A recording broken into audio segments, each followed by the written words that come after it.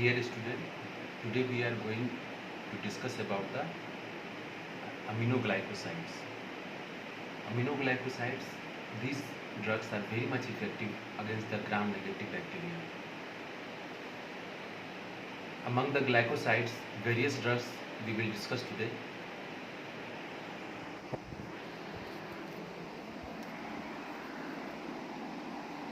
The drugs includes under the classification of glycosides, aminoglycosides, as I have made mnemonics.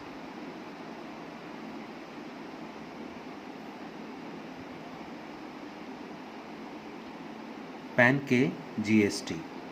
It includes paromycin, amikacin, nitilamycin, kanamycin, gentamicin, streptomycin, and tobramycin. As I have told you that aminoglycosides is very much effective against the gram-negative bacteria.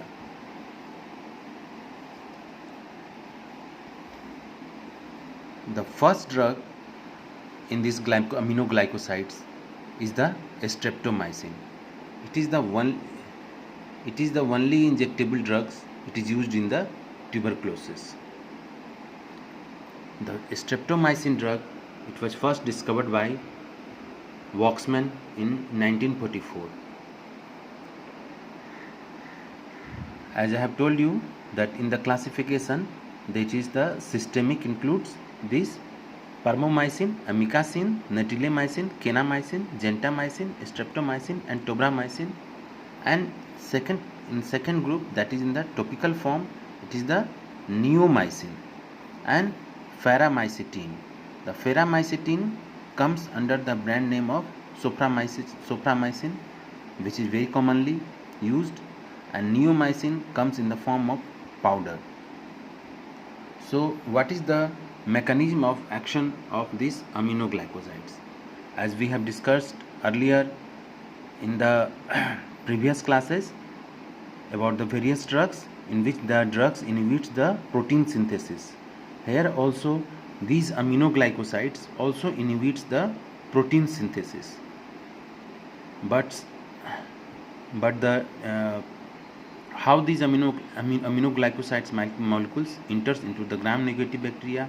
As I have told you that gram-positive bacteria includes only peptidoglycan structure, but gram-negative bacteria includes the lipoproteinous nature, glycopeptide, lipoproteins, that means there are various layers. That's why these gram-negative bacteria are very tough. How the aminoglycosides molecules enters into this is the bacteria cell wall, this is the bacteria cell wall, and this is the bacterial cell membrane. How these aminoglycosides molecules enters? The aminoglycoside molecule diffuses into the cell wall through the porins channel, porins channel. This is the aminoglycosides molecules, and this is the porin channels present in the cell wall of aminoglycosides. These aminoglycosides molecule diffuses in through the porin channels into this is the cell membrane and this is the cell wall, and the space between it is the periplasmic space. Thus aminoglycosides molecules enters into the periplasmic space and get ionized get attachment with the oxygen molecule, or it leads to the polarization. As soon as the aminoglycoside molecules get attached with the oxygen molecule, and from where the oxygen molecule is produced? The oxygen molecule is produced from the electron transport chain. Because the aminoglycosides, when enters into the periplasmic space, it does not enter itself in the protoplasm. It needs a carrier. It means it needs aminoglycoside from the periplasm. It needs a carrier, and the carrier is the oxygen molecule. Thus it is a carrier mediated, and the oxygen is produced from the electron transport chain.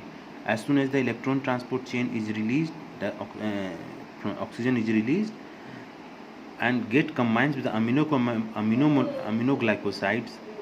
It will lead to polarization of membrane.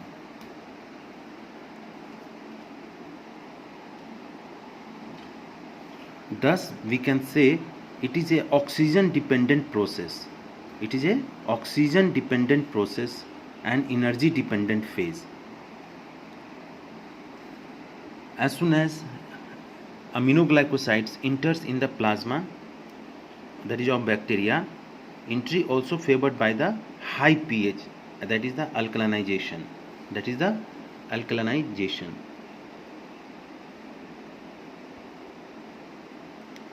When the pH is high, then aminoglycoside molecules act very well, and aminoglycoside molecules is also favored by the high pH.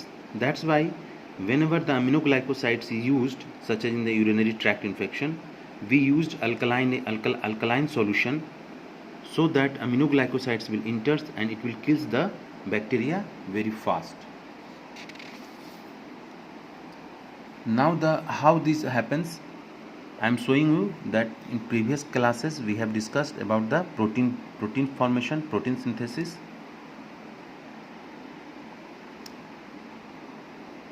This is the protein is synthesized. It is the mRNA 30S ribosome and it is the 50S ribosome. This is the new amino acid get attached with the acceptor site. What happens with the aminoglycosides? Aminoglycosides binds with the 30S, that is the streptomycin. Streptomycin and gentamicin both binds with the 30S, but other drugs also such as the kanamycin, parmomycin, tobramycin binds with the 50S, and these, as soon as these binds with the 30S and 50S, along with this is the interface of the 30S and 50S. These aminoglycoside, the third action is over there, that also binds to the interface, and thus all together, first, second and third, all together lead to the inhibition of protein synthesis. How the protein synthesis is inhibited? Because all together, as soon as binds with the 30S and 50S as well as the interface, the protein synthesis, the initiation of the protein synthesis is freezed. As soon as the protein synthesis initiation is freezed, the various polysomes such as A3, A4, A5, A6, as soon A1, A2, A3, A4, A5, and the polysome formation leads, this polysome formation will interrupted, and this will lead to misreading of mRNA coding and protein synthesis is inhibited. How the cidal action? Because other drugs were the bacteriostatic, but the aminoglycosides are having cidal action. Cidal action is brought by the changing in the integrity of bacterial cell membrane. This is the bacterial cell membrane. As soon as the aminoglycosides enter through the porin channels and oxygen mediated, there is integrity of bacterial cell membrane is changed. How the integrity of the bacterial cell membrane is changed? The permeability, the bacteria increase, aminoglycosides increases the permeability from the bacterial cell membrane, such as thus ions and amino acid and proteins of the bacteria, it leaks out. The leaking of ions and protein, as I have shown in this figure, and thus as soon as the these integrity of the bacterial cell membrane changes and the leaking occur, there will be the death of the bacteria.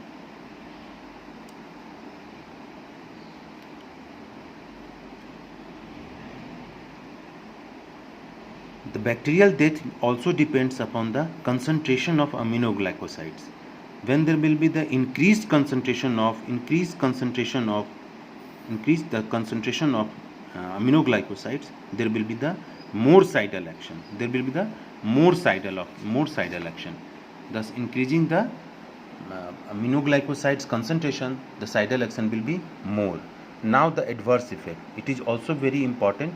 Adverse effect. It is the ototoxicity and nephrotoxicity, as well as neuromuscular blockade. This is the most important, these three: autotoxicity and nephrotoxicity and neuromuscular blockade. These all are very important side effect of these aminoglycosides. In the ear it is the cochlea and it is the vestibule. Aminoglycosides affect on both cochlea as well as on the vestibule. What happened to the cochlea? They, as soon as the aminoglycosides enters into the blood circulation, it reaches the cochlea and get deposited on the cochlea, and cochlear damage occur. Not only the damage, it is the progressive and permanent deafness occurs. As well as auditory nerve fibers get degenerated and thus patient become deaf. In the vestibular part, which vestibular part balance the body, it leads to the when the vestibular controls the body balance and vestibular is damaged, the patient balance will not maintain the balance, and it will lead to the vertigo, nausea, vomiting, nystagmus, ataxia. The drug aminoglycosides, it is excreted. The drug aminoglycoside, it is excreted from the kidney as such. So it will cause the damage to the kidney. Drug is excreted unchanged from the kidney, and it mostly damage the PCT, proximal convoluted tubules, and thus GFR is reduced and patient goes into the renal failure. Thus, no, it is not to be given in pregnancy. Why not to be given in pregnancy? Because there is fetus present in the uterus, and drug reaches to the, as soon as drug crosses the placenta and reaches to the fetus, thus it is contraindicated. No in pregnancy. Why? No means nephrotoxicity and autotoxicity. Thus no, it should not be studied. It is the contraindicated. Aminoglycoside it will be the contraindicated in pregnancy, should not be given in the pregnancy. Third, it is the neuromuscular blockade. What happened in the neuromuscular blockade? All the drug of aminoglycoside reduces the acetylcholine releases. Thus the acetylcholine, as soon as acetylcholine concentration is reduced, there will be neuromuscular blockage. Pharmacokinetics. What happens in the pharmacokinetics? Drug is administered systemically, that is from the injectable or the parenteral routes. It is not given orally. The drug is get highly concentrated in the kidney and mostly in the proximal convoluted tubules, and in the ear it is in the endolymph. That's why there will be endolymph concentration, cochlea and vestibular damage, and in the kidney proximal convoluted tubules damage, thus renal failure and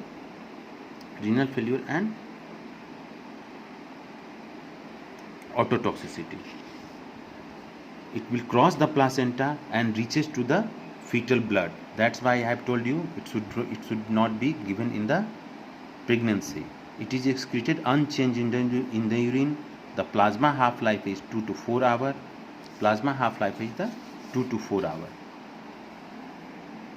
Now thus we will discuss about some drugs of these aminoglycosides.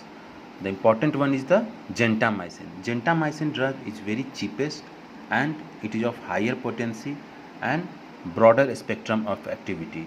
It is most commonly used against for the acute infection, and also after used against the aerobic bacteria. Why it will be active against the aerobic bacteria? Because whenever there will be aerobic bacteria, it will release oxygen. And oxygen mediated carrier occur in the aminoglycosides. Thus it is very much effective against the aerobic gram negative such as E. coli, Enterobacteriaceae, Pseudomonas and Klebsiella, as well as it is very much effective in the meningitis, subacute bacterial endocarditis. Next drug is the streptomycin. Streptomycin is the oldest one, and the first drugs amongst the aminoglycosides. But nowadays it is very much restricted to the treatment of tuberculosis. It is contraindicated in pregnancy and used in tuberculosis, subacute bacterial endocarditis, plague, and tularemia. The next drug is the amikacin. Amikacin, it is very much useful and it is the widest spectrum of activity, highly effective, and nowadays this amikacin is very much used clinically against the Escherichia coli, which causes urinary tract infection, and it is act as a reserve drug for the treatment of hospital acquired pneumonia. This amikacin, it is the reserve drug for hospital acquired pneumonia, and very much also effective in the gram negative bacilli. The natillemycin, it is also a broader spectrum and having less also ototoxicity and effective against the gentamicin resistant bacteria, and it is nowadays natillemycin is also very commonly used. Other drug is the neomycin. Neomycin, it is used as a topically as a powder form against the gram negative bacteria, and is very much effective in the ulcer, that is external abscess, burn, and bed sore.